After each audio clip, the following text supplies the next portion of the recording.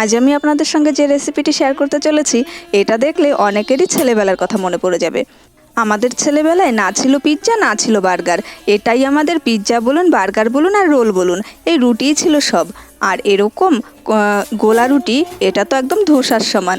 তো যাই হোক, আজকের এই গোলা রুটির রেসিপি আপনাদের সঙ্গে শেয়ার করছি, আশা করি আপনাদের ভালো লাগবে। তো আমি পরিমাণ মতো আটা নিয়ে নিয়েছি আর দিয়ে দিচ্ছি স্বাদ অনুযায়ী লবণ, অর্থাৎ আমি হাফ চামচ লবণ ব্যবহার করছি।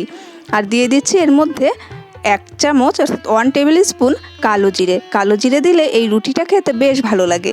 এবার এই শুকনো উপকরণ লবণ আর কালো জিরেটা আটার সঙ্গে ভালোভাবে মাখিয়ে নিতে হবে, অর্থাৎ মিশিয়ে নেব শুকনো অবস্থাতেই, তাহলে সব জায়গা বেশ ভালোভাবে মিশে যাবে। এরপরে আর কোনো কাজ নেই, শুধুমাত্র অল্প অল্প জল দিয়ে একটা স্মুথ পেস্ট তৈরি করে নিতে হবে, অর্থাৎ আঠালো একটা পেস্ট বানাতে হবে। ডো নয় বা ব্যাটার নয়, এটা একটা পেস্টের মতন হবে, অর্থাৎ একটু মোটা ধরনের। আমার সহজ সহজ রেসিপিগুলো যদি আপনাদের ভালো লেগে থাকে তাহলে চ্যানেলটা সাবস্ক্রাইব করার অনুরোধ রইল। পাশে থাকা বেল আইকন অবশ্যই ক্লিক করে রাখবেন, যাতে আমি নতুন নতুন রেসিপি শেয়ার করার সঙ্গে সঙ্গে নোটিফিকেশান পেয়ে যান। এই আটাটা মাখার সময় একবারে কিন্তু বেশি জল দিয়ে দেবেন না, অল্প অল্প করে জল দিতে হবে আর মাখতে হবে।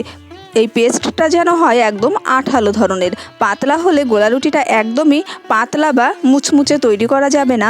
আবার যদি বেশি মোটা হয় তাহলে একদম ভীষণ মোটা টাইপের হবে, যেটা খেতে ভালো লাগে না। তাই অল্প অল্প করে জল দেবেন আর এটাকে বেশ মাখিয়ে নেবেন। তো আপনারা দেখেই বুঝতে পারছেন কেমন আঠালো টাইপের একটা পেস্ট তৈরি করে নিয়েছি আমি।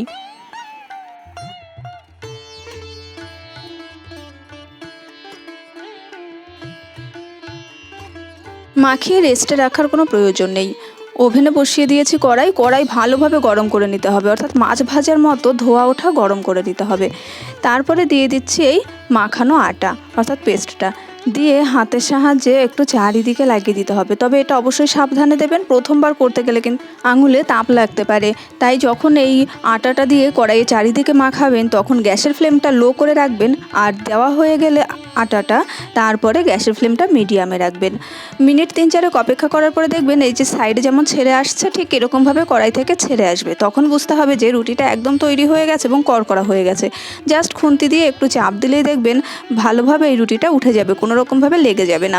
কড়াইটা যদি ঠিকঠাক গরম হয় তাহলে কিন্তু এই রুটিটা তুলতে কোনো রকম সমস্যা হয় না, রুটিটা ভীষণ তাড়াতাড়ি উঠে যাবে, একদম জাস্ট মানে কোনো রকম প্রেশারই দিতে হবে না আপনাকে। তো দেখুন একটা রুটি আমার কমপ্লিট হয়ে গেছে, আমি আরও একটা একই রকমভাবে আপনাদেরকে তৈরি করে দেখিয়ে দিচ্ছি। তো যতবারই এগুলো দেবেন সাইডে যদি একটু আটা লেগে থাকে খুন্তি দিয়ে সেটাকে একটু পরিষ্কার করে নেবেন, তাহলে আটকে যাবে না একদমই। তো দ্বিতীয়টাও এরকম দেওয়া হয়ে গেছে, আর আবারও ওই 2-3 মিনিট অপেক্ষা করতে হবে, তারপরে তুলে নিতে হবে।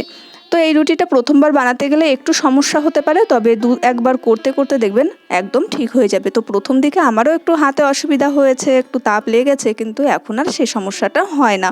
তো দেখুন আমার সেকেন্ড রুটিটা আরও বেশি মুচমুচে হয়েছে, একটু লাল লাল করে ভেজেছি। এই মুচমুচে হলে সেটা কিন্তু খেতে আরও বেশি ভালো লাগে।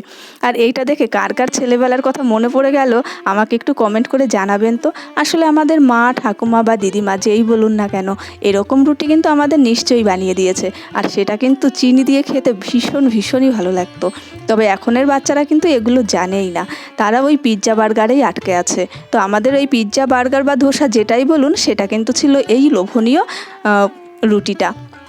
তো যাই হোক, আশা করছি এই রেসিপিটি আপনাদের ভালো লেগেছে। যদিও এটা সবার জানা রেসিপি, তারপরেও আমি নতুন করে আপনাদেরকে একটু ছেলেবেলার স্মৃতিতে ঘুরিয়ে আনলাম। তো কেমন লাগলো সেই ছেলেবেলাতে ফিরে গিয়ে, সেটা কিন্তু জানাতে ভুলবেন না। তো আজকের মতো এখানেই শেষ করছি, দেখা হবে পরের রেসিপির সঙ্গে। সেই পর্যন্ত কিন্তু সবাই ভালো থাকবেন আর এই স্মৃতিটা নিয়ে একটু ভাবতে থাকুন। তো আজকের মতো টাটা, দেখা হচ্ছে পরের রেসিপির সঙ্গে।